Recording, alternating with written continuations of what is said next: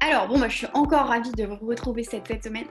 C'est la 5e semaine que je co-anime ces webinaires. Et donc, le sujet de cette semaine, comme je l'ai expliqué un tout petit peu plus tôt, c'est comment tirer en fait parti de vos entretiens de recrutement et notamment en passant par les entretiens structurés, ce qu'on a mis en place chez Assess First. Donc, moi, peut-être, je vais me présenter encore, mais je ne sais pas si c'est assez vraiment utile.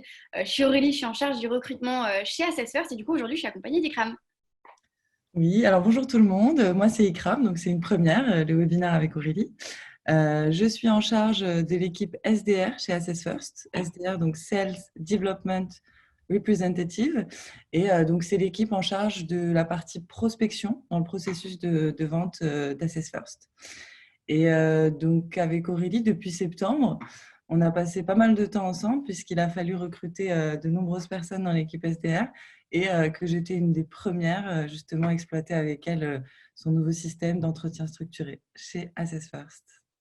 Top, parfait. Bon, bah, on va pouvoir rentrer dans le vif du sujet. Alors, déjà, petite alerte. Dans le monde du recrutement, on entend très souvent parler de feeling, de sixième sens. Alors non, hein, moi, j'y crois pas une seule seconde. Je suis convaincue qu'on n'est ni des chamans, ni des magiciens, et qu'on n'a pas ce pouvoir surnaturel qui justifie qu'on puisse décider un peu au pifomètre si on va recruter quelqu'un. Et il n'y a rien, honnêtement, de plus frustrant d'avoir un manager qui sort d'entretien, qui vient vous voir en tant que recruteur et qui vous balance un franchement, je le sens pas, j'ai pas eu de feeling. Ok, super, j'en fais quoi maintenant? Honnêtement, tout ça, c'est pas une question de feeling, c'est une question de biais cognitif. En fait, en tant qu'humain, on est très sensible à ça. Et ce qu'on pense être le feeling, c'est simplement une influence de nos biais cognitifs pendant l'entretien. Biais de confirmation, biais culturel, il y en a tout un paquet dont on ne soupçonne même pas l'existence. Et quand on pense y être y être préparé, qu'on pense qu'on ne sera pas influencé. En fait, si, hein, c'est humain, on l'est tous. Et du coup, on a décidé de faire des petites recherches chez Assess First. On l'a présenté déjà la semaine dernière, ce graphe qui est de Schmidt-Hunter, qui vise en fait à montrer un petit peu ce qui va prédire en fait le succès, qu'est-ce qui justifie en fait qu'on puisse recruter une personne d'une manière fiable. Donc nous, on avait expliqué la semaine dernière qu'on recrutait ni sur l'expérience, ni sur le diplôme, parce que comme vous pouvez le voir, la validité prédictive, elle est assez faible. Que nous, évidemment, chez Assess First, on utilise les tests d'aptitude cognitive, de raisonnement et de personnalité. Mais dans le cadre de l'entretien, vous pouvez voir que l'entretien structuré, notamment, a une valeur prédictive, une validité prédictive qui est plus forte que l'entretien non structuré. Alors, juste petite information, qu'est-ce que c'est que l'entretien structuré pour ceux qui ne sauraient pas? L'idée, en fait, c'est de donner un petit peu un cadre à l'entretien. On va vous expliquer les différentes étapes qu'on a suivies pour pouvoir mettre ça en place. L'idée, c'est justement de ne pas aller à un entretien au feeling et de poser des questions un petit peu à l'arrache sur le parcours, de faire parler la personne, mais pour pas grand-chose, de la faire se répéter à toutes les étapes du process et de poser des questions qui ont un but, en fait. L'objectif, c'est tout simplement que cet entretien ait un but, que vous récoltiez des informations qui soient utiles et fiables pour prendre une décision. Donc voilà ce sur quoi on s'est basé. On a décidé de s'orienter vers l'échantillon de travail et l'entretien structuré, en tout cas chez Assess First. L'idée, comme je viens de vous le dire, c'est d'avoir un process de recrutement et en tout cas une décision fiable. Ça permet aussi d'avoir une expérience candidat bien largement améliorée, puisque comme je viens de vous le dire, et moi-même la première, quand j'ai passé des process de recrutement où je rencontrais l'ARH, le manager, les fondateurs, et je devais littéralement répéter exactement la même chose à chaque entretien, ça en devient épuisant, ça devient un discours appris par cœur au final. Il n'y a aucune personnalisation là-dedans, on ne fait que répéter. Donc là, avec ça, vous allez avoir quelque chose de beaucoup plus personnalisé en fonction du candidat. Ça permet de faire des retours négatifs qui sont beaucoup plus construits, puisque le manager n'a pas trop senti. Là, c'est une excuse qui n'existera plus. Là, factuellement, vous serez capable d'expliquer au candidat le pourquoi du comment et ce sur quoi il pourra également s'améliorer. Ça permet aussi de limiter les discriminations, puisque tout le monde va être évalué de la même manière. Ça permet évidemment de mettre un peu de côté tous ces biais cognitifs et au final de proposer un process de recrutement qui sera beaucoup plus juste, beaucoup plus équitable entre tous les candidats. Parce que là, aujourd'hui, vous faites un peu du cas par cas. C'est super, c'est sympa, vous créez une relation particulière avec chaque personne que vous rencontrez. Mais au final, pour un seul job donné, si vous faites de la personnalisation, en fait, vous n'évaluez pas du tout le monde de la même manière. Donc, il y a une forme d'injustice quand même dans les process de recrutement qui ne sont pas structurés. Donc, en fait, avec tout ce que je viens de dire, en fait, il paraît presque évident qu'on doive tous s'orienter vers l'entretien structuré. Alors, pourquoi est-ce que tout le monde ne l'a pas déjà fait et donc, on va vous expliquer un petit peu les étapes par lesquelles on est passé, en tout cas chez Assess First, pour le faire. Donc, chez Assess First, pour vous expliquer mon cas personnel quand j'ai été recrutée, donc j'ai passé les process de recrutement quelque chose comme juillet de l'année dernière, process classique. Je suis désolée de le dire Assess First, mais c'était classique, hein, c'était des questions sur là où j'en suis aujourd'hui, ce que je souhaite faire, que je me présente. Et surtout, j'ai passé 1h45 d'entretien avec mon manager aujourd'hui. Puis après, j'ai passé à peu près 1h30 d'entretien aussi avec nos deux fondateurs, Alexis et David. Premier, premier point, un entretien ne devrait jamais dépasser plus de 90 minutes. Okay, parce que vous êtes en train d'épuiser les neurones de votre candidat. À la fin, j'en pouvais plus. C'était en pleine canicule, j'étais au bout de ma vie. Donc clairement, première règle, hein, entre 45 et 90 minutes, c'est déjà pas mal. Donc voilà en tout cas comment ça s'est passé pour moi. Donc quand je suis arrivée chez Assess First, j'ai pu faire un petit peu un état des lieux de ce qui existait. C'était pas très formalisé, c'était pas vraiment structuré, c'était un peu au feeling, mais pas trop. Il y avait une scorecard, ce que je vais expliquer un peu plus tard. Donc il y en avait une qui existait, mais qui servait principalement à la prise de notes, en fait, qui permettait de partager les informations entre les différents interlocuteurs et différents intervenants, en tout cas dans le process de recrutement, mais rien de bien structuré au final. Et donc le premier projet que j'ai pris en main en arrivant chez Assess First il y a quelques mois déjà, c'est justement ce gros chantier des entretiens structurés. Alors, c'est un travail très lourd. Je comprends qu'on n'ait pas forcément le temps. En fait, non, je ne comprends pas. Surtout qu'en ce moment, c'est peut-être justement la bonne période pour s'y mettre.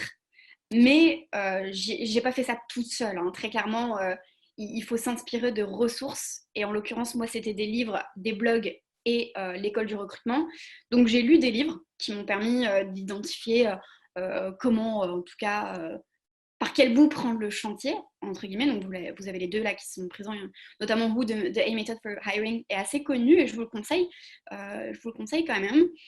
Donc, je me suis inspirée en tout cas de ces méthodes-là, d'un article d'Amélie Collinet et de l'école du recrutement qui a posté pas mal de vidéos sur eux, la manière dont ils l'ont mis en place également chez eux.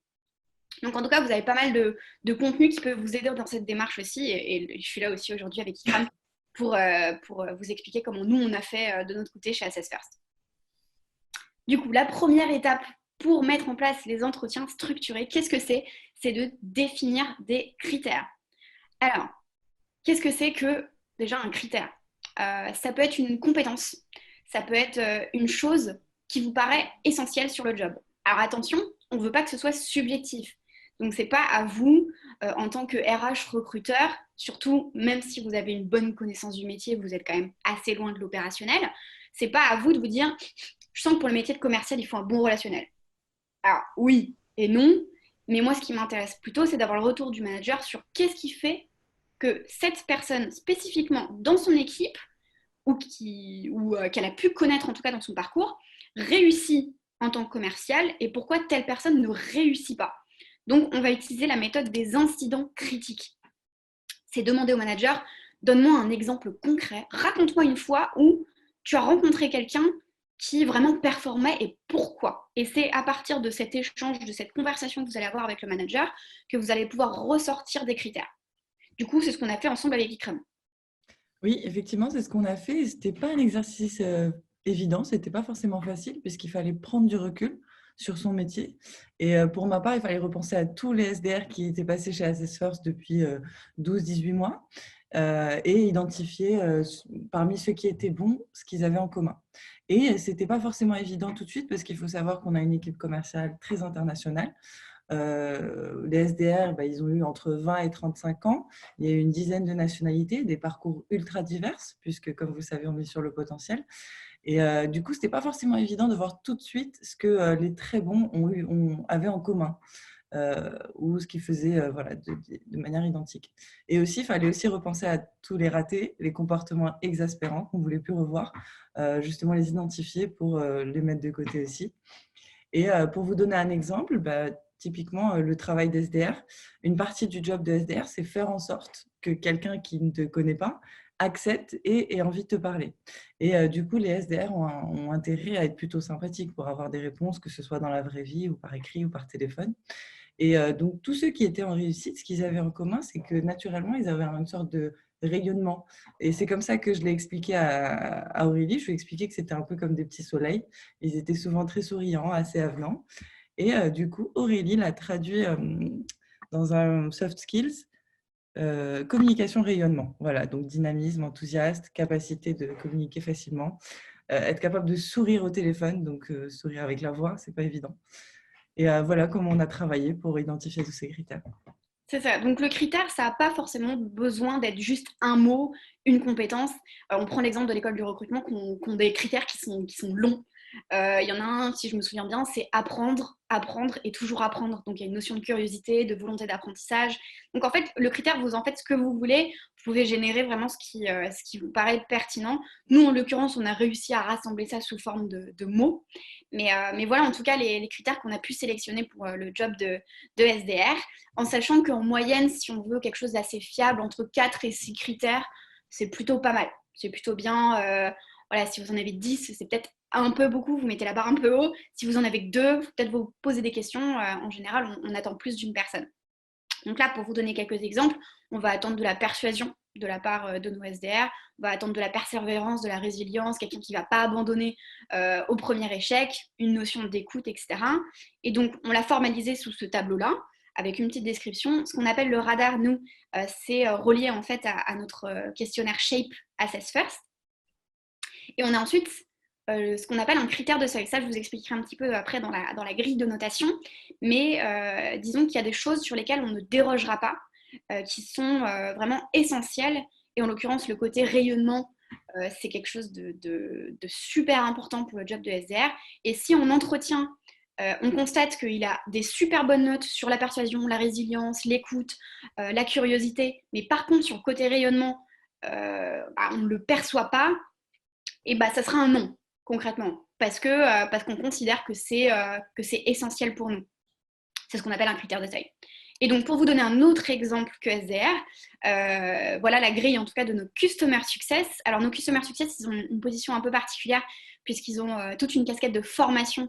Je pense que peut-être certains d'entre vous les ont rencontrés, de formation à l'application, la compréhension de notre produit, l'interprétation des résultats. Donc, il y a toute une catégorie, en tout cas, qui est sur l'animation, la capacité à faire preuve de pédagogie, à transmettre un message, vraiment être un formateur au final. Donc, là, vous avez un petit peu l'overview de à quoi ressemble notre grille de critères, en tout cas pour ce job-là. Donc maintenant, c'est bon, ok, super, on a nos critères. L'étape suivante, ça va être de générer le guide de questions. Alors, le guide de questions, en quoi ça consiste exactement? Comme je vous ai expliqué au tout début, l'idée c'est d'avoir un cadre à l'entretien et de poser des questions qui ont un but. Pourquoi est-ce que je pose cette question? C'est pour évaluer le critère qu'on a sélectionné. Donc là, vous en voyez que quelques-unes. Et en l'occurrence, pour le job de SDR, voici celles qu'on a sélectionnées avec Ikram pour les poser à nos candidats. Ouais, donc si on regarde la première, donc comme a dit Aurélie, toutes les questions ont un but et il n'y en a pas beaucoup. Je pense qu'il n'y en a pas plus d'une dizaine, n'est-ce pas Aurélie, au final? Ouais, je crois qu'on en a à peu près une dizaine, mais après, c'est au bon vouloir de chacun. Vous avez la possibilité d'en faire plus, des plus courtes. Nous, on a décidé d'en faire 10 pour pouvoir ensuite les approfondir. Vous voyez, il y a des questions d'approfondissement pour avoir plus d'informations, creuser un peu.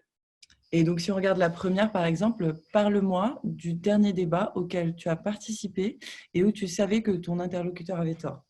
En fait, cette question, déjà, le candidat peut répondre en se basant sur sa vie pro ou perso. On lui précise qu'il peut donner un exemple voilà, qui fait partie des deux. Et en fait, la réponse va nous permettre d'identifier si le candidat, c'est quelqu'un qui naturellement aime rallier les gens à sa cause, si ça l'amuse en fait de monter un petit stratagème un peu subtil pour essayer de convaincre quelqu'un. Et s'il a ce trait de caractère, enfin, ce soft skills, il va être naturellement beaucoup plus à l'aise pour le job d'SDR. C'est quelque chose qui va l'amuser au quotidien, donc ça va être plus simple. Et en fait, en lui posant la question sous ce format, déjà, je pense qu'il ne va pas tout de suite réussir à identifier ce que nous, on cherche à vérifier via ce format de question. Et aussi, étant donné qu'il se base sur des faits de sa vie, ça va être finalement une réponse plutôt honnête, qu'il n'a pas l'habitude aussi de donner en entretien. Et nous, de notre côté, c'est un système qui va nous permettre d'identifier, par exemple, si le candidat a un don pour le storytelling, qui est une qualité essentielle pour le job, puisqu'on parle beaucoup au téléphone. On remarque aussi rapidement, pour mon plus grand bonheur et celui d'Aurélie, ceux qui n'ont pas l'esprit de synthèse et qui ne s'arrêtent pas si on n'intervient pas. Et pire encore, ceux qui répondent un peu à côté de la plaque. C'est ça, exactement. Vous avez en fait deux types de questions que vous pouvez poser en entretien. Vous avez ce qu'on appelle les questions comportementales et les questions situationnelles. Questions situationnelles, ça va être imagine, tu es dans tel contexte, qu'est-ce que tu ferais? À titre strictement perso, c'est le type de question que j'aime pas trop parce que c'est assez facile de broder, d'inventer de l'information et un peu de s'imaginer une vie, hein, je dirais. Ah bah moi je ferais comme ça, évidemment, mais est-ce que dans les faits c'est ce qu'il fera? J'en sais rien. Question comportementale, moi je trouve que c'est beaucoup plus fiable parce que vous lui demandez de donner un exemple concret, réel, d'une situation donnée qu'il a vécue. Donc déjà, il va être un peu désarçonné quand vous allez lui poser la question parce qu'ils n'ont pas l'habitude, hein, puisque je vous rappelle qu'on a plutôt l'habitude de répéter son parcours professionnel au moment des entretiens. Là, vous allez creuser son parcours, perso ou professionnel. Nous, c'est généralement perso pour SDR parce qu'on cherche des gens qui n'ont pas forcément de l'expérience. Mais il sera beaucoup plus à l'aise à l'idée d'en parler parce que c'est quelque chose qui le concerne. En général, on est assez à l'aise à l'idée de parler de soi. Hein. C'est très humain. Et du coup, vous allez apprendre au final potentiellement les mêmes informations que si vous lui avez posé la question parle-moi de toi. Mais là, au moins, ça répond à la problématique que vous cherchez à cerner. La question que vous souhaitez poser, c'est est-ce qu'il va avoir un peu de persuasion et de résilience? Est-ce que c'est quelque chose qui est naturel chez lui? Est-ce que c'est quelque chose dont il a l'habitude qui va l'amuser dans son job au quotidien? C'est ce qu'on cherche en fait à évaluer exactement. Donc vous avez vous avez plein d'autres types de questions, donc là on n'en a mis que quelques-unes. La troisième étape pour mettre en place ces entretiens structurés, c'est créer la grille de notation. Donc je vous en ai parlé un tout petit peu plus tôt, ça a été un très très long travail. C'est en fait, je vous montrerai un peu comment se présente après la scorecard, mais en fait on a toute une partie supérieure dans notre scorecard qui permet de mettre des notes sur chaque critère, histoire d'avoir une vision un peu globale de ce que chaque interlocuteur a pu penser du candidat, plutôt que de rentrer dans les détails des commentaires. Donc, c'est une graduation sur 4, mais on le sait tous qu'on peut avoir un système de notation différent. Pendant qu'il y en a qui pourraient noter 3, d'autres pourraient noter 2, d'autres pourraient noter 4. Donc l'idée, c'est qu'on ait un standard en termes de notation et que si je souhaite lui mettre 3 en persuasion, j'ai lu la description et je sais en quoi ça consiste. Si son comportement n'était pas tout à fait en adéquation avec le 3, j'ajuste, je mets 2 ou 4. Mais c'est histoire qu'on soit tous raccords en fait. C'est un peu ça l'idée. Et donc justement, on détecte aussi par la même occasion les critères de seuil dont je vous parlais un petit peu plus tôt. La prochaine étape justement, c'est la création de la scorecard. Donc ça aussi, ça a été un petit peu long, surtout que j'ai décidé de ne pas du tout m'inspirer de la scorecard précédente, celle qu'on avait auparavant. Et en fait, je me suis inspirée de quasiment rien. Si, je crois que je me suis un peu inspirée de celle de Comet, qui était plutôt pas mal, mais je l'ai refaçonnée à ma manière, donc ça a été un petit peu long aussi, parce qu'il faut que ce soit user-friendly, il faut que tout le monde puisse l'utiliser, il faut que ce soit intuitif, il faut que ce soit facile à lire, que tout le monde puisse l'utiliser, tous les interlocuteurs en tout cas. Et donc voilà comment ça va se présenter. Donc nous on utilise Google Sheet pour l'utiliser puisqu'on travaille sur la suite Google. Et on a décidé de faire un Google Sheet par job. Plutôt que de faire un Excel, on va dire Excel. Un Excel par candidat, ça aurait fait énormément de documents. Franchement, moi, je trouvais ça pas du tout facile à utiliser. Je me suis dit, je vais utiliser qu'un seul Excel et un onglet par candidat. Ça me permet d'avoir accès sur un seul métier, un seul job, à toutes les personnes qu'on a pu rencontrer. Ça rassemble les informations, c'est beaucoup plus clair. Je peux sauter d'un candidat à un autre pour comparer peut-être les résultats qu'on avait pu mettre. C'est plus simple. Donc, vous avez toute une partie supérieure qui est un peu de l'information générale, on va dire ça, qui est facile d'accès et qui permet de voir un peu où est-ce qu'on se situe dans dans la timeline du process de recrutement. Vous avez ensuite cette fameuse partie supérieure qui permet de créer de mettre les notes en fait. Donc vous avez chaque critère que j'ai exprimé sous forme de phrase. Et donc ça c'est tout ce qui est partie fonctionnelle, puisque je vous expliquerai après, mais vous avez une partie culturelle après. Donc la partie fonctionnelle, vous retrouvez exactement les mêmes critères. Vous avez aussi la partie roleplay, on va vous expliquer après puisqu'on a un échantillon de travail sur notre job. Et du coup, on peut mettre les petites notes sur chaque critère, pour chaque interlocuteur. Vous avez ensuite la petite partie inférieure de cette grille de notation qui concerne les critères culturels. Pour vous expliquer un petit peu comment on a ressorti ces critères-là, c'est que tout simplement, on a repris un peu nos valeurs, ce qui nous représente, ce qui nous définit, ce qui nous rend un peu unique en quelque sorte, et on en a généré des critères exactement de la même manière que la partie fonctionnelle. Donc, en l'occurrence, il y a un côté passion, il y a un côté énergie, team spirit qui est très important chez Assess First. Donc, je vous expliquerai, mais David et Alexis, en fait, vont poser des questions qui sont liées à ces critères-là, justement pour aussi définir. Après, le culturel, un peu tout le monde, les managers, même moi au téléphone, je peux plus ou moins sentir déjà. Je parle de feeling, mais c'est pas bien. Sentir si déjà il y a une petite adéquation. Ensuite, vous avez une partie juste en dessous qui permet de prendre une décision finale. Donc, should we hire this candidate? Et là chaque interlocuteur peut mettre go, no go, etc. On a même fuck yes. Et on met un petit commentaire très succinct sur la raison du pourquoi, du comment. Qu'est-ce qu'il faut creuser par la suite? Est-ce qu'il y a encore des informations dont on a besoin, etc., etc. Et donc là, je vous ai pas montré en screenshot la suite, mais ensuite, vous avez 3 catégories. Vous avez la catégorie, non 4 même, la catégorie entretien téléphonique, donc moi je fais, où là je vais commenter, je vais m'inspirer pour les questions que je vais poser justement du livre Who, que je vous ai montré un peu plus tôt, qui a des questions assez précises justement. Donc en général, je pose celle-ci et j'écris les commentaires dans une case Excel. Puis vous avez l'entretien fonctionnel avec les questions auxquelles ICRAM a accès et elle peut mettre les commentaires juste à côté. La même chose pour l'entretien culturel. Et tout à la fin, il y a une partie prise de référence. Où là, pareil, on note les coordonnées de la personne qu'on va contacter, les commentaires, on pose quelques questions. Donc voilà un petit peu comment s'organise notre scorecard. Et si je peux me permettre d'ajouter, si tous les intervenants dans le processus de recrutement remplissent correctement la scorecard, en fait, on n'a même plus besoin de débriefer ou de se parler justement du candidat. Si Aurélie remplit la précale, je n'ai pas besoin de lui poser de questions, je vais me référer à la scorecard. Pareil pour les personnes qui passent après moi, si j'ai bien rempli. Exactement, c'est vrai qu'il y a certains moments, c'est assez compliqué de communiquer parce qu'on est peut-être sous l'eau ou je ne sais pas quoi. Et cette problématique de communication, des fois, ça peut repousser, rallonger un process de recrutement. C'est pas l'idée. Là, aujourd'hui, les candidats ils sont sur le marché très peu de temps. Donc là, la scorecard, bim, j'ai toutes les informations dont j'ai besoin. On peut lire les informations des autres. On peut prendre une décision rapidement et fiable. Ensuite, l'étape, et je vois pas le numéro, peut-être 6, c'est l'attribution des rôles. Donc, en l'occurrence, le premier entretien, comme on vous l'a expliqué, c'est l'entretien fonctionnel avec ICRAM. Oui, alors pour cet entretien, donc déjà quand Aurélie m'a mise au fait de son nouveau système d'entretien structuré, je dois avouer que je ne savais pas du tout ce que ça voulait dire l'entretien structuré, mais le mot structuré m'a rassurée. Pourquoi? Parce que j'étais manager depuis peu, que j'avais quand même pas mal d'entretiens et que je trouvais que c'était un peu bancal, justement, qu'il y avait ce côté un peu au feeling qu'Aurélie n'aime pas.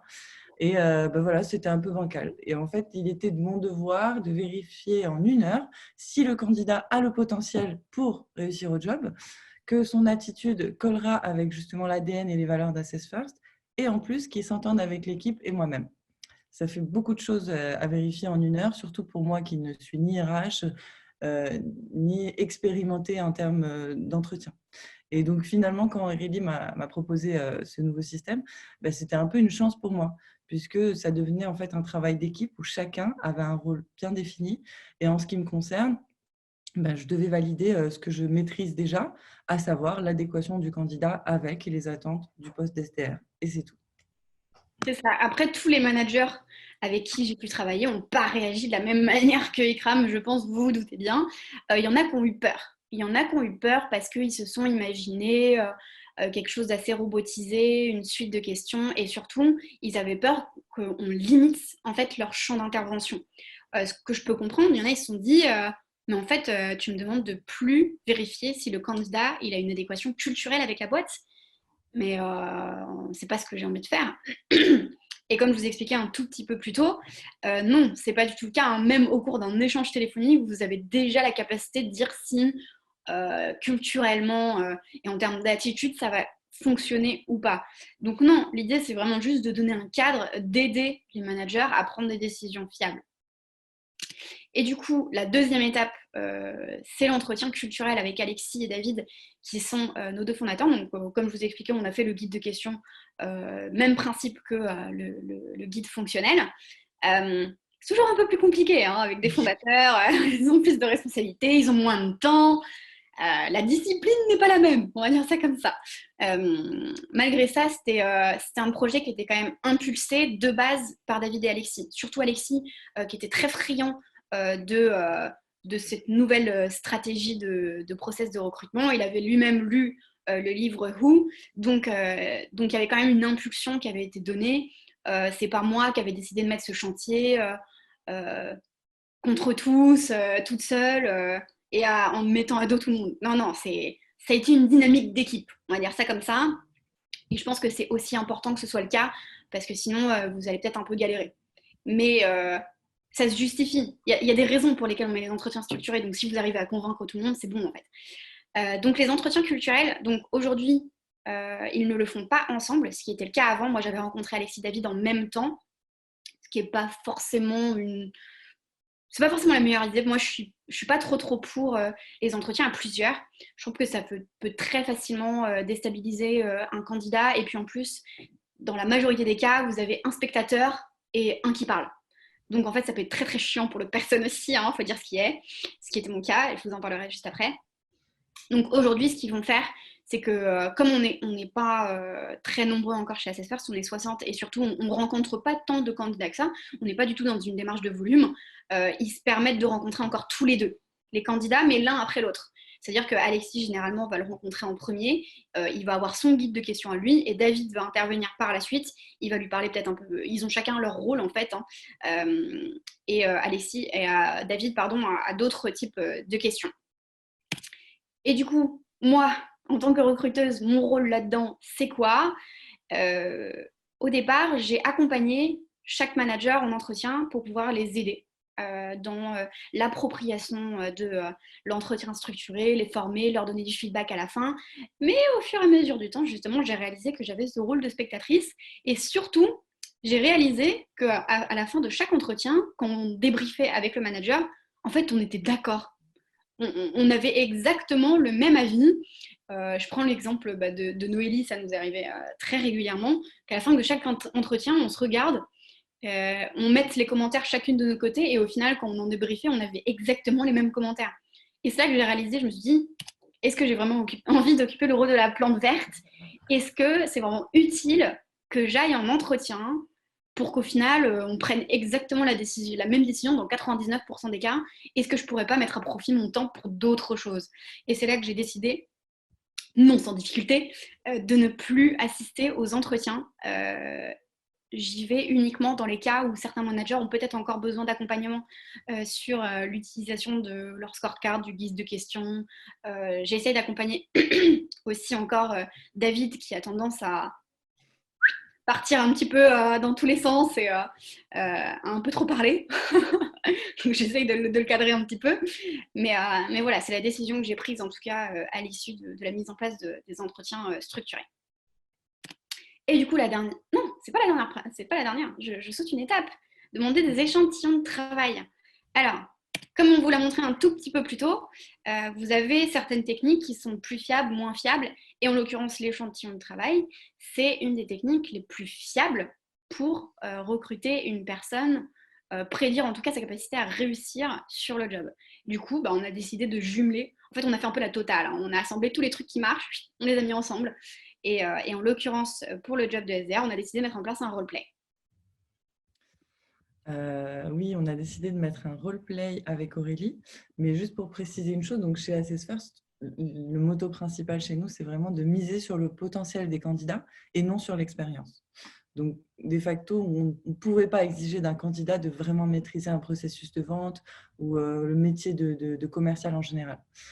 Personnellement, il m'est arrivé en sortie d'école de passer des entretiens et qu'on m'ait demandé voilà, de faire des études de cas d'une heure trente que je ne maîtrisais pas du tout et je trouvais ça un peu injuste puisque je sortais à peine d'école. J'étais très motivée, bah, je ne savais rien faire, j'avais juste besoin qu'on me montre. Et du coup, ce qu'on cherche, nous, à identifier via les roleplays qu'on met en place, c'est surtout une grande motivation chez le candidat et une passion quand même pour la plateforme. Puisque voilà, on considère que pour vendre Assess First, il faut vraiment y croire et voilà, être plutôt passionné par l'outil. C'est plus simple comme ça. Et du coup, ce n'est pas du tout en format piège. À la fin de la précale téléphonique, Aurélie les prévient en amont qu'il y aura un petit roleplay de 5-10 minutes, histoire qu'ils puissent se préparer mentalement et aussi voir à quoi ça ressemble un roleplay de manière générale. Et donc finalement, via ce roleplay plutôt rapide et plutôt simple, on identifie la curiosité du candidat. Donc, parce que naturellement, s'il a passé du temps sur la plateforme et que ça l'intéresse réellement, ça s'entendra dans les réponses. Ensuite, le deuxième point, c'est sa capacité d'écoute. Ça, c'est ultra important pour nous, puisque justement, étant donné qu'on mise que sur le potentiel, on a besoin de s'assurer que le candidat a une marge de progression. Et pour progresser, il faut être capable d'écouter les feedbacks.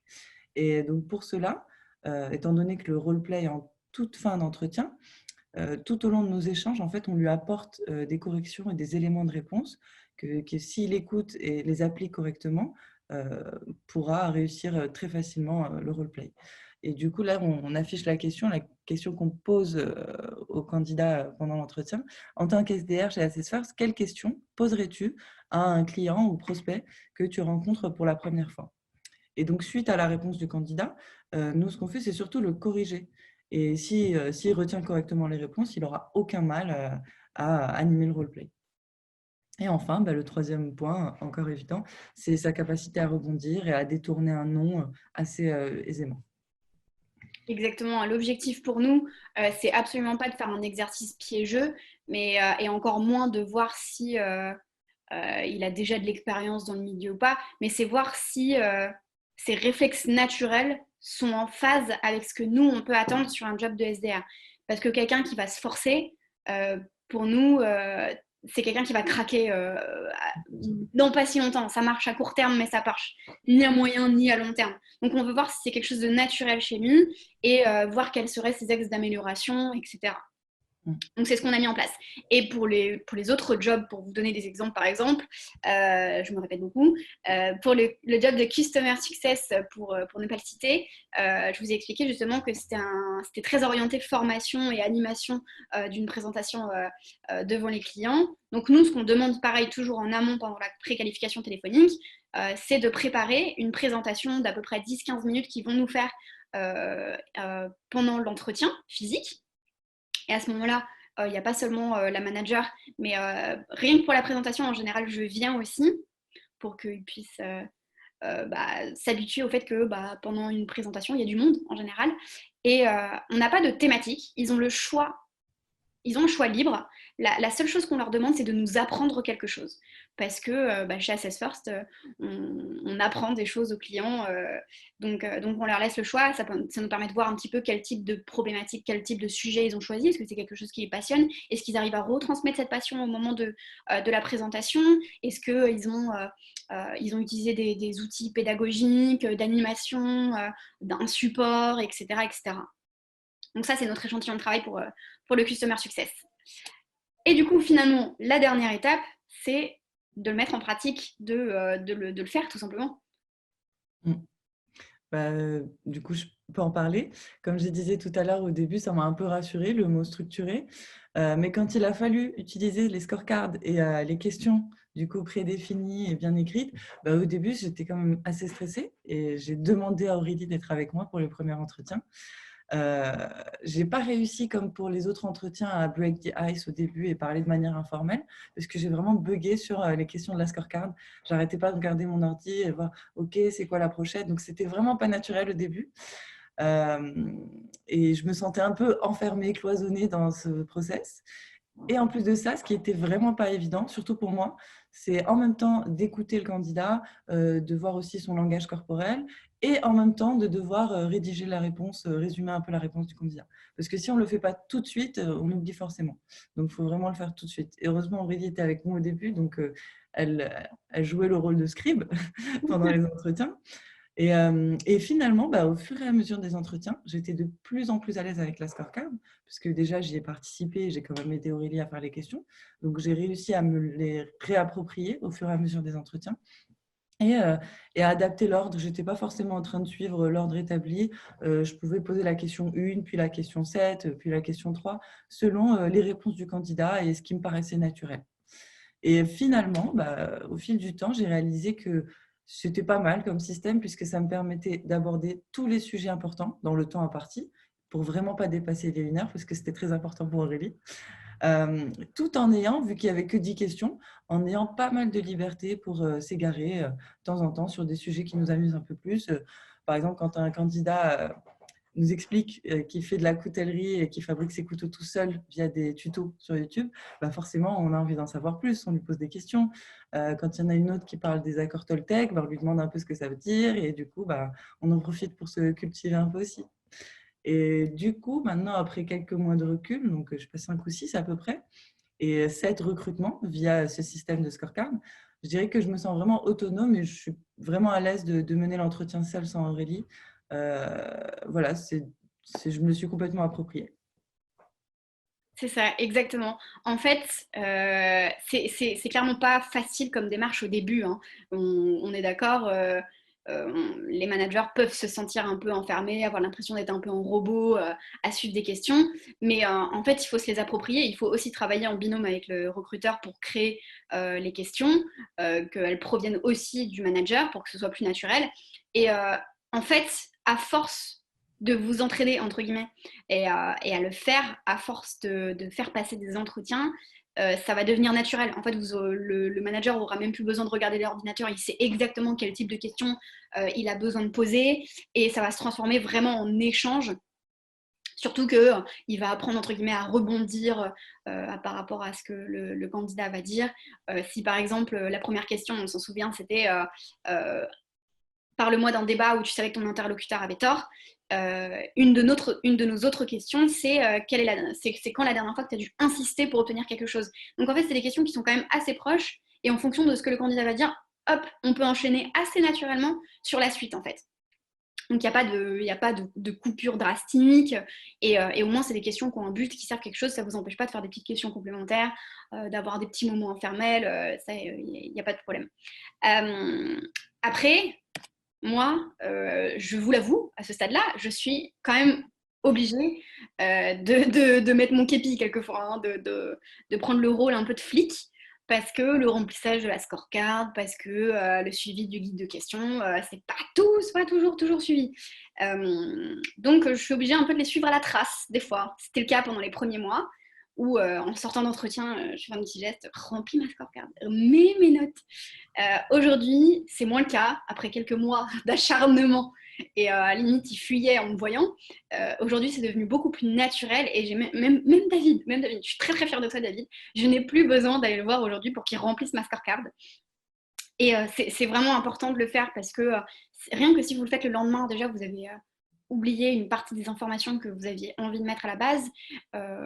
Et si vous ne le faites pas du tout, sur quoi est-ce qu'on s'appuie pour prendre une décision fiable? Ça veut dire qu'il faut retourner voir la personne, lui demander de le faire. Et il y a aussi le fait de vouloir recontacter des candidats qu'on a rencontrés il y a quelques mois. Là, au moins, vous avez un suivi, vous avez toutes les informations. Mais donc voilà, vous serez obligé de faire le flic un petit peu au début, je l'avoue. Donc pour vous refaire un petit recap de comment ça s'est passé chez Assess First, du coup la première étape ça a été la définition des critères via l'exercice des incidents critiques. L'étape 2 ça a été générer le guide de questions. L'étape 3 la grille de notation. La 4 la création de la scorecard mais que vous pouvez réutiliser pour tous les jobs. L'attribution des rôles, mettre en place les échantillons de travail puis au final le mettre en pratique. Ce qu'il faut savoir aussi, c'est que rien n'est gravé dans le marbre, hein. C'est quelque chose qui va évoluer en permanence. Le guide des questions qu'on utilise aujourd'hui, on rajoute des questions en permanence, y compris pour le culturel. Ça se trouve, on va complètement le changer d'ici quelques mois. Donc, c'est pas définitif. Et ce qui va demander aussi beaucoup de travail, c'est que c'est un boulot à faire sur chaque job. Et oui, les guides de questions ne sont pas les mêmes en fonction des jobs, la grille de notation non plus, les critères non plus. Donc, ça demande du travail, mais c'est important pour avoir, je me répète, mais un process juste, équitable, qui limite les discriminations, les biais cognitifs, une expérience candidat différente, des retours négatifs, construits en tout cas, et prendre une décision fiable. Donc voilà un petit peu comment on a fait. Avant de passer aux questions, je vous parle... Wouh, c'était rapide. Du webinaire de la semaine prochaine. Donc ça sera pour clôturer un peu cette série qu'on a fait ensemble du Aurélie Pro Tips. Ça sera plus une démarche de Q&A, des questions sur toutes les thématiques qu'on a pu aborder ces 5 dernières semaines. Donc n'hésitez pas à nous envoyer les questions en avance. Soit par mail à l'ami@accessfirst.com ou via LinkedIn, vous pouvez m'ajouter, il n'y a aucun problème. Sinon, vous pouvez poser les questions le jour J, donc sur le thème de l'attractivité, de l'onboarding, de la marque employeur et de l'employé advocacy, des entretiens, de la présélection, voilà, tout ce qui vous passe par la tête, vous aurez la possibilité de le poser à ce moment-là. Et du coup, on va pouvoir poser aux questions, à part si tu as autre chose à rajouter, Ikram? Non, pour moi, c'est bon. J'étais justement en train de regarder les questions. Top, parfait. Alors, je vais essayer de les trouver. On en a déjà 5, il me semble. Hop, hop. Alors, en effet, la première question qui est de Lise.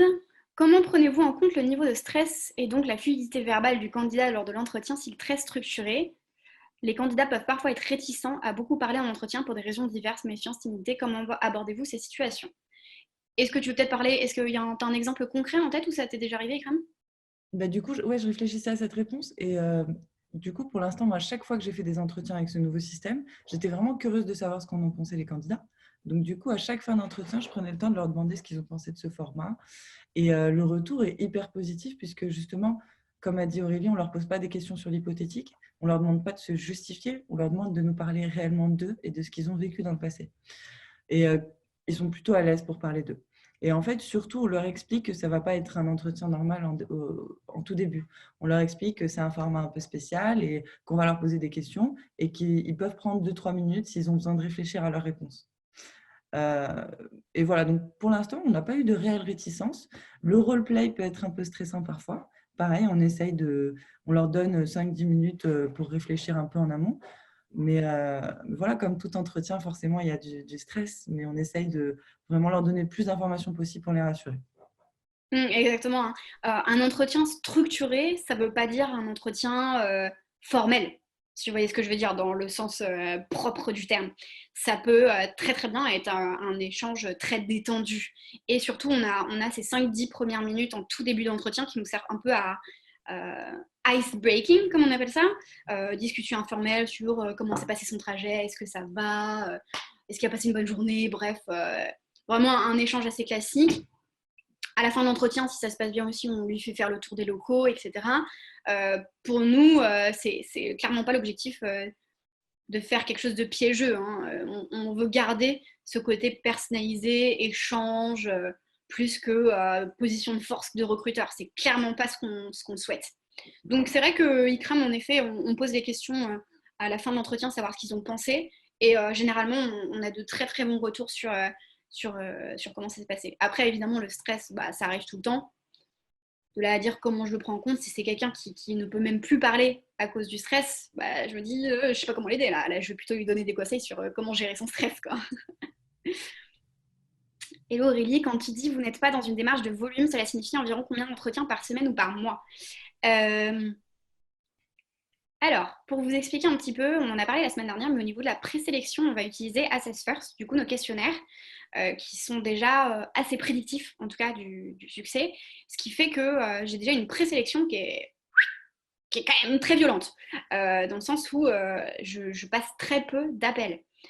Puisque pour nous, le plus important, outre les compétences techniques qui sont clairement pas nos priorités, c'est vraiment le comportement. Donc une fois que déjà au niveau de l'adéquation culturelle, je suis sûre que la personne va matcher, je peux l'appeler. Rien qu'au niveau des appels, je dois en avoir 1 ou 2 par jour, quelque chose comme ça. J'en fais vraiment très très peu. C'est du très qualitatif. Et même sur ces appels, je pense qu'il y en a 60% qu'on ne va pas retenir, qu'on ne va pas faire passer en entretien. Ce qui fait que des entretiens, je dois peut-être en avoir 1 ou 2 par semaine, quelque chose comme ça. Mais à côté de ça, aujourd'hui, 90% des candidats qui sont rencontrés par Alexis David sont recrutés. Donc, moi, et même c'était déjà mon motto quand j'étais en cabinet, je supportais pas rencontrer 10 candidats pour en présenter un. C'était pas du tout la démarche que je voulais adopter. Pour moi, je voulais 3 candidats max, j'en présente un, il y en a un qui est recruté, quoi. Ou non, j'en présente 3, il y en a un qui est recruté. C'était Non, plutôt comme ça que je fonctionnais. exactement. Si on voulait faire correctement les entretiens et qu'on veut donner de la bonne énergie, être le plus objectif possible pendant ces entretiens, il ne faut pas en faire beaucoup. Parce qu'après, bah, on en a marre. Et surtout, si personnellement, si j'en fais plus d'un dans la journée, bah, le deuxième, déjà, je le compare beaucoup trop au premier. Et j'ai beaucoup moins de patience pour écouter quelqu'un avec beaucoup d'attention pendant 1 heure. Mm. Et il me semble que sur le job de SDR, on en a recruté 7, mais peut-être que c'était peut-être sur 10 ou 12, quelque chose comme ça. C'est Je suis même ça. pas sûre. On n'est pas rencontré énormément par rapport à ceux qu'on a recrutés. Voilà, exactement. La prochaine question, la grille de cotation de 1 à 4, pour chaque critère est-elle également construite avec le manager? Alors non, celle-ci, je l'ai construite toute seule. Parce que en fait, il n'y avait pas forcément besoin qu'un manager soit là parce qu'il n'y a absolument rien d'opérationnel ni lié au métier là-dedans. Euh, c'est juste que 1, ça correspond à quoi, 2, ça correspond à quoi, 3, quoi, 4, quoi. C'était plus comme ça. Question de Sarah, faites-vous les entretiens avec un ordinateur? Ne trouvez pas que cela coupe la relation avec le candidat? Alors ça a été une vraie question. Quand j'étais en cabinet, on utilisait une feuille de papier. Donc ça m'a bien changé de passer à l'ordinateur. Toi, Ikram, comment tu le ressens à ce niveau-là? Alors, déjà, enfin, juste pour expliquer, nous, la salle où on passe les entretiens, elle est plutôt informelle. Donc déjà, c'est pas une table haute en général, c'est une table un Un peu basse, canapé même. c'est du canapé. Du coup, déjà, ça met une ambiance un peu plus détendue. Ensuite, pour l'ordinateur, ça, c'est Aurélie qui me l'a appris parce que je l'ai vu le faire, du coup, je le fais aussi. Je précise que si je prends des notes, c'est pas parce que je parle à quelqu'un, c'est simplement pour faciliter la suite des entretiens qu'il n'ait pas besoin de se répéter pour le futur entretien. Euh, voilà, donc je lui rappelle que je suis focus sur l'entretien et pour l'instant, ça va, j'ai pas vu de réelle déstabilisation à cause de l'ordinateur. Tant que c'est Mhm. expliqué. Ouais, c'est ça exactement. On les prévient en début d'entretien. Vous inquiétez pas, je suis pas sur Facebook, je suis pas sur LinkedIn. Je prends vraiment des notes qui sont liées à l'échange qu'on va avoir. Et évidemment, je mets jamais l'ordinateur au niveau des yeux, quoi, devant moi. Ce que je vais faire en général, c'est que comme on est dans un canapé ou dans un siège qui est assez confortable, je vais le poser sur les genoux assez bas et je vais faire en sorte de garder un contact visuel. Alors, je sais que c'est pas forcément à portée de tout le monde. Je vous invite à vous entraîner à écrire sans regarder le clavier. C'est une question d'entraînement, mais j'ai pas l'impression aujourd'hui que ça coupe à partir du moment où on garde le contact avec la personne. Bah, moi, j'ai besoin de regarder le candidat parce que j'aime bien voir comment il réagit, sa gestuelle, où est-ce qu'il regarde, etc. Du coup, j'ai tendance à écrire quelques mots qui veulent rien dire si quelqu'un me relit. Et à la fin de l'entretien, je vais écrire des vraies phrases. Parce que sinon, voilà, moi personnellement, je ne suis pas de nature multitâche. Du coup, je fais un effort, mais voilà, juste après l'entretien, je réécris mes phrases et ça me permet d'être plus focus en entretien et de pouvoir écrire voilà, une vraie qualification derrière. Et justement, ça, on rebondit aussi sur la question de Rachel. Les candidats ne sentent pas une barrière durant l'entretien si nous écrivons en même temps. L'idée, c'est pas d'écrire un roman de 50 pages au moment de l'entretien, clairement, hein. C'est de prendre des notes sur ce qui vous paraît pertinent, des remarques, quelques trucs. Mais l'objectif, c'est de garder au frais en fait toutes les informations importantes pour qu'à la fin de l'entretien, vous puissiez vous reposer dessus pendant 5-10 minutes et vous dire ah oui, là, ça, bon, je vais peut-être compléter la phrase, compléter les petits commentaires que j'ai pu mettre. Donc non, en général, c'est juste quelques mots, c'est assez rapide. On n'écrit pas trop non plus. Question de Younes, est-ce que ces entretiens structurés viennent après la passation des tests Assess First et l'adéquation positive du candidat avec le profil type du métier? Oui, oui, tout à fait, hein. La présélection se fait via les questionnaires Assess First et c'est la première étape pour rentrer dans notre process de toute manière. Donc tout ce qui vient après, c'est forcément après tout ce qui vient entretien, échantillon de travail, préqualification téléphonique, ça passe après les questionnaires. Question d'Olivia. De ton côté, sachant que tu ne fais pas d'entretien physique, sauf parfois avec les managers, combien de temps durent tes préqualifications téléphoniques? Alors en effet, hein, mes préqualifications téléphoniques sont beaucoup plus complètes, je dirais. On ne parle pas sur quelque chose de 10 minutes. Je vais approfondir un peu plus que ce que je pouvais faire avant. Donc on va être sur du en moyenne 30 minutes, mais ça peut être entre 30 et 40 minutes plutôt. Donc c'est pas vraiment un entretien téléphonique parce que j'essaye de garder ce côté un peu informel, échange, mais j'ai moi aussi mon petit guide de questions que je pose pour m'assurer que si on va jusqu'à l'entretien, bah, c'est pour de bonnes raisons. Rachel, comment définir le nombre de questions à poser? Alors ça, c'est comme bon vous semble, j'ai envie de dire. Je prends l'exemple de l'école du recrutement, je crois que leur entretien culturel, ils ont genre 100 questions. Mais en fait, alors, ils ne posent pas tous, hein. Non. En fait, ils vont piocher parmi ces questions celles qu'ils ont envie de poser. Je crois que nous, notre entretien culturel, on en a à peu près 16. Pareil, on n'est pas obligé de toutes les poser. L'idée, c'est que sur chaque critère, c'est bien d'avoir peut-être 2-3 questions. Donc, si vous avez 6 critères, bah, ça fait 12 questions, par exemple. Nous, on en a à peu près 10. Honnêtement, vous pouvez faire un listing, mais vous n'êtes pas obligé de toutes les poser pour éviter de dépasser les 1 heure d'entretien. Et comme je disais tout à l'heure, quand le candidat était bien sa réponse, parfois il peut répondre à plusieurs questions en une, puisque la problématique ou la situation qu'il va présenter va également incorporer la réponse d'une autre question ou d'un autre trait qu'on cherche à identifier. Mais c'est toujours bien d'en préparer plus que ce qu'il ne faut, parce que justement, on en parlait un peu plus tôt, si on tombe sur un candidat qui est un peu stressé, qui ne parle pas beaucoup, alors vous pouvez creuser autant que vous voulez, mais préparez des questions, parce que sinon vous allez arriver au bout de l'entretien très rapidement. Donc c'est bien d'en avoir en stock. Question de Camille. Bonjour, comment faites-vous pour impliquer les associés dans le process de recrutement? Également, comment faites-vous pour qu'ils se rendent disponibles aux entretiens? Je leur laisse pas le choix. C'est-à-dire que je regarde leur agenda et je leur mets dans leur agenda. Et après, j'avoue que Alexis et David sont quand même très impliqués dans la vie de leur boîte et notamment au niveau des recrutements. C'est hyper important pour eux. Pour eux, en tout cas, le recrutement et l'attraction, j'ai envie de dire, des talents, comme on appelle ça, c'est un point assez stratégique. Donc, ils savent qu'il ne faut pas le négliger. Mais comment est-ce que je les ai impliqués? Au même niveau que tous les autres managers. Je n'ai pas voulu faire de cas particuliers ou de les considérer différemment. Pour moi, ils intervenaient dans ce process au même titre qu'un autre manager. Ils avaient des critères à vérifier. Donc, ils ont suivi la formation que j'ai faite en tout début, au moment où j'ai présenté le nouveau process au manager. Et ben, ils y ont assisté comme tout le monde.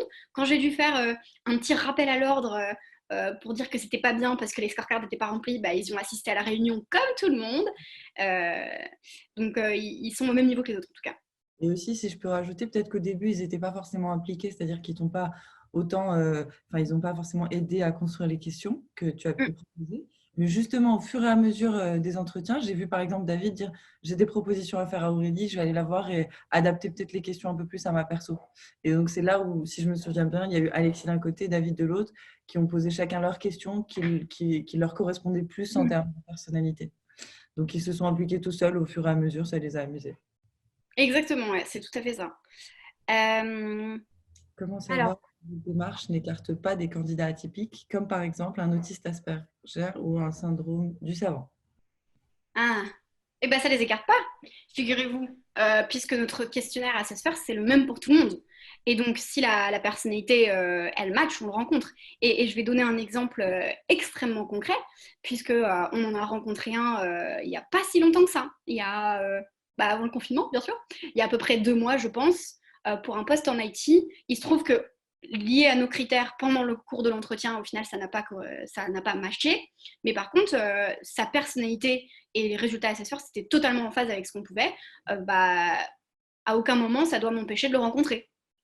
Donc justement, je trouve que notre mode de fonctionnement limite drastiquement la discrimination. Et justement, ce qui m'a attirée vers Assess First personnellement, j'avais aucune expérience commerciale. Donc, si on m'a rencontré en entretien, c'est bien grâce au test et parce que je semblais avoir un potentiel qui correspondait au poste de commercial. Et c'est pareil pour le reste de l'équipe. On a pas mal d'exemples où les gens ont des parcours complètement différents. Des gens qui ont 22 ans, d'autres 35 ans, qui sont en reconversion professionnelle, anciens musiciens ou pour ça, on a aussi une ancienne danseuse du Lido dans l'équipe commerciale. Donc vraiment, enfin, les candidats atypiques, au contraire, on les aime bien. Et justement, s'ils ont un vrai potentiel, on adore ça puisqu'ils vont apporter leur touche personnelle dans leur façon de travailler. Et c'est ça qu'on aime en fait chez Assess First. Ouais, complètement. On rencontre en entretien des personnes qui n'ont pas travaillé depuis 3 ans parce qu'elles se sont occupées de leurs enfants, des personnes qui sont au chômage, des personnes qui sont en reconversion. Pour nous, il y a absolument aucun problème avec ça. À partir du moment où ils ont les aptitudes, les compétences et le comportement pour être en phase avec ce qu'on recherche, moi, le parcours m'intéresse pas plus que ça. Une autre question d'Hilaria. Assessors va grandir beaucoup. Si Assessors va grandir beaucoup et rapidement en termes de nombre de salariés dans l'avenir proche, pensez-vous qu'il faudra adapter votre entretien structuré? Ça va être plus challenging ou au contraire, ça va aider le process? Comment va-t-il évoluer? Pour moi, ça va devenir essentiel qu'on le maintienne et qu'on le fasse évoluer parce qu'on va forcément être amené, obligé à rencontrer plus de candidats. Et plus on rencontre de candidats, plus il faut qu'on soit sûr de les évaluer de la même manière. Sinon, on peut carrément se perdre. Donc, on le faire évoluer, certes. Après, on n'est pas encore à ce stade-là. Je pense que je verrai. Tu vois, on Mais va voir en fonction de la situation. comme je disais tout à l'heure, la scorecard, ça permet de garder l'information et de pas avoir besoin de se briefer toutes les 5 minutes. Donc, si on est amené à grandir, justement, ça permet d'aller plus vite et d'optimiser le process puisque voilà, ça évite de devoir faire des meetings en plus pour briefer, rencontrer les gens 3 fois. Voilà, Aurélie, elle va intervenir qu'au début et ensuite, bah, voilà, ça marche tout seul. Mhm. Exactement. Vous distinguez donc deux entretiens, l'entretien fonctionnel et culturel, ou vous les faites en même temps? Non, il y a bien deux entretiens qui sont différents. Ils ont deux objectifs complètement différents. Ikram et les managers, en l'occurrence, s'occupent de l'entretien fonctionnel et Alexis David, nos deux fondateurs, s'occupent de l'entretien culturel. C'est deux visées différents. Après, on peut toujours sentir, comme je vous ai dit, au moment de l'échange téléphonique, de l'entretien fonctionnel, une petite affinité culturelle, mais ce n'est pas l'objectif, en tout cas, de l'échange. La présélection des questionnaires sont uniquement pour les candidats qui postulent. Fais-tu beaucoup de chasse directe? Et bien, il se trouve que c'était exactement la thématique de la semaine dernière du webinaire, que je t'inviterai peut-être, si ça t'intéresse, à aller regarder. 80% de postes où j'ai pas besoin d'expérience, donc plutôt de la candidature, et on va dire 20% de postes où je vais faire de la chasse, et encore 20%, c'est bien grand, sur des postes qui exigent un socle de compétences ou une formation très précise, comme le juridique par exemple, ou un développeur, ou s'improviser développeur du jour au lendemain, ça peut être compliqué. Donc là, je vais faire de la chasse, je vais suivre un peu le même, la même stratégie que quand j'étais en cabinet avec la recherche sur différents canaux, LinkedIn, etc. Mais par contre, les questionnaires seront quand même passés après l'échange téléphonique dans le cas de la chasse. Donc nos questionnaires, ils sont toujours là, ils sont toujours présents. Sophie, quelles questions posez-vous en préqualification? Préqualification, c'est l'occasion pour moi de faire l'entretien un peu orienté parcours professionnel, plus spécifiquement. Donc, je vais poser des questions plutôt vers la fin, assez classiques sur les attentes en termes de rémunération. Généralement, je leur demande même pas leur rémunération actuelle. Ils m'en parlent spontanément. Je demande plutôt, aujourd'hui, si vous êtes amené à changer, qu'est-ce que vous souhaiteriez? Je ne suis pas dans une démarche de piège, à me dire il gagne combien aujourd'hui, du coup combien est-ce que je peux gratter? Absolument pas du tout, on a un budget, on s'adapte. En termes de disponibilité, est-ce qu'ils sont disponibles? Et je vais surtout demander ce qu'ils souhaitent faire. Si demain il devait changer de boîte, ce serait quoi le job idéal, la structure idéale? Qu'est-ce qu'il attend en fait? Est-ce qu'il est en recherche active, plutôt en veille? Est-ce qu'il a déjà des process qui sont avancés? Honnêtement, je pense que la majorité d'entre vous, c'est le type de questions que vous posez, je pense. Alors, Sophie, pour vous relater... Ah, je ne sais pas si c'est une question. C'est la même personne que la question d'avant. L'école parle de graphologie. Ah, la graphologie. Alors, je je suis désolée Sophie, mais ça existe, hein, mais je ne suis pas d'accord avec vous, puisque il a été démontré en fait que la graphologie n'a pas de valeur prédictive, malheureusement, quand on souhaite recruter quelqu'un. Là où ça aurait peut-être un intérêt, c'est quand on fait de l'écriture libre. Et donc que la personne peut écrire le texte qui l'inspire, voir un peu ses influences littéraires, etc. Mais quand on écrit tous le même texte et qu'on étudie la graphologie, ça a été prouvé scientifiquement que ça pas. Je suis désolée, mais je donne mon avis. Pour la suite, y a-t-il des entretiens équipe ou pas du tout? Il se trouve que c'est quelque chose qu'on aimerait mettre en place, en l'occurrence. C'est pas quelque chose qu'on fait aujourd'hui, mais c'est clairement quelque chose sur lequel on est en train de travailler, justement pour que l'équipe puisse rencontrer le potentiel nouveau collaborateur, clairement, ouais. Et même que le candidat rencontre l'équipe et soit au courant au plus près de ce qu'il attend pour que voilà, il n'y ait pas de mauvaise ou de mauvaise surprise en fait, qu'il sache exactement à quoi s'attendre en arrivant chez nous dans cette équipe. Mmh. Mais encore une fois, l'objectif pour nous, c'est pas de faire un recrutement au feeling. Si, je suis bête. On a recruté quelqu'un assez récemment, poste d'account manager, et il se trouve que les 3 filles l'ont rencontré. C'est un exemple en plus qui est hyper récent, donc je sais pas comment j'ai fait pour oublier. Et les 3 filles qui sont aujourd'hui dans l'équipe ont rencontré la candidate. Par contre, je leur ai dit tout de suite que on n'allait pas parler des vacances de l'été dernier ou ce genre de truc. Il faut que c'est un entretien qui ait aussi un objectif dans les deux sens, pour le candidat et pour nous. Donc, on a repris quelques questions qui n'avaient pas été mentionnées. On a repris quelques points des questionnaires de personnalité qu'elles pouvaient peut-être creuser davantage. L'idée, c'était aussi qu'il y ait une raison à cet entretien, outre qu'on fasse connaissance. Votre Alors, passage en profil atypique est particulièrement intéressant. Je suis étudiante à l'IAE de Lille en GRH et suis en pleine rédaction d'un mémoire de groupe sur l'atypisme en entreprise. Pourrais-je vous contacter pour un éventuel questionnaire concernant votre partie études de terrain? bien sûr, pas de problème. Tu peux me contacter sur LinkedIn, je suis tout à fait, dispo. Ah, et Sophie, d'accord, c'est toujours un texte libre. Ok, bon, on est d'accord alors. Les livres dont je me suis inspirée. Alors attendez, je vais vous les remontrer. Il s'agit... Hop, hop, hop, hop. Je pourrais les poster, je ferai un post LinkedIn peut-être pour que vous ayez accès. Il y a l'entrevue structurée, hop, là, de Norman Peterson et André Durivage. Il y a Who, The A-Method for Hiring, Jeff Smart and Randy Street. Et je me suis aussi inspirée des vidéos et des articles de l'école du recrutement. Voilà. Comment mesurez-vous, challengez-vous l'adéquation culturelle des candidats via le questionnaire de présélection? Ah, attendez, vous voulez dire les questionnaires assessors, j'imagine. Alors, sans rentrer trop dans les détails, vous pourrez regarder si vous voulez le webinaire de la semaine dernière qui est pile sur ce sujet. Il y a tout un système de matching entre les résultats d'une personne et un modèle prédictif, le modèle prédictif de notre ADN, de nos valeurs Assess First. Donc en fait, on est capable de dire si culturellement la personne elle a des points communs avec ce qui nous rassemble chez Assess First concrètement. C'est un peu ça l'idée. Voilà. Alors, je regarde sur la droite parce qu'il y a d'autres onglets.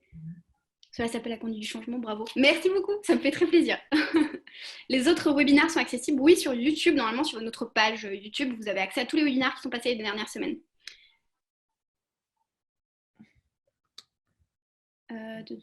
La pré-qualif téléphonique se fait sur quelle base? Encore une fois, vous pouvez vous inspirer des questions qui sont dans le livre de Who, The A-Method for Hiring. Il y a pas mal d'informations pour la pré-cal aussi là-dedans. Je ne sais pas voir.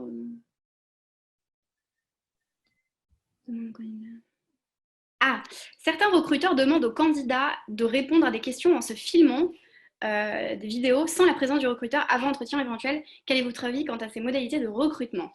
C'est un sujet un peu épineux. À titre strictement personnel, hein, c'est vraiment moi, Aurélie, et pas forcément représentative First qui en parle. Moi, j'aime pas trop. J'aime pas trop parce que même si certains pensent que les questionnaires Assess First mettent un peu une barrière entre le candidat et moi, c'est pas du tout le cas. J'aurais peur que la vidéo mette vraiment, cette fois-ci, réellement une barrière entre le candidat et moi. ça peut faire gagner du temps et je peux comprendre dans les grandes structures que ça se fasse. Mais moi, chez Assess First, aujourd'hui, j'ai le temps de contacter les candidats, d'échanger, de créer une relation particulière et personnalisée avec chacun d'entre eux. Donc à ce stade-là, en fait, j'en ai pas besoin et ça m'intéresse pas plus que ça. Et si je peux me permettre d'ajouter, en fait, toi, tu disais que par exemple pour les grands groupes, ça peut être intéressant. Ben, j'en suis pas si sûre parce que justement, si on a un gros volume et qu'on doit visionner 5 minutes pour chaque candidat et multiplié par je ne sais combien de candidats, finalement, c'est pas un gain de temps. Et côté Après, il y a candidat, peut-être un système robotique qui étudie les réponses ou je sais rien, hein. Comme le TOEIC, ça me fait penser au TOEIC. Mais ça, j'en suis moins sûre. après, bah voilà, ça dépend du job aussi. Il y a certains jobs où on ne nécessite pas d'être forcément à l'aise devant une caméra. Et je trouverais ça injuste de mettre de côté des candidats parce qu'ils ne sont pas à l'aise sur ce système-là.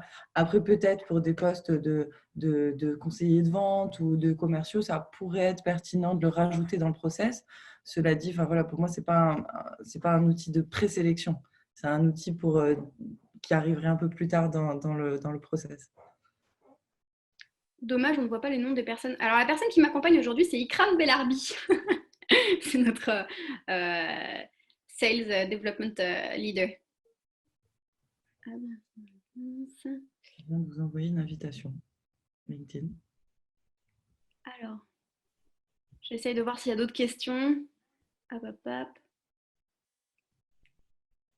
C'est bon, bah c'est bon, je crois qu'on a fini. Super, toutes les questions ont été posées, il me semble, et on y a toutes répondu. Merci encore d'avoir assisté et participé à notre webinaire. J'espère vous revoir la semaine prochaine si vous avez d'autres questions complémentaires sur n'importe quel sujet. Et Ikram sera là, Simon sera là, tous ceux qui ont participé seront là également. Et donc voilà, encore merci beaucoup. Merci, au revoir.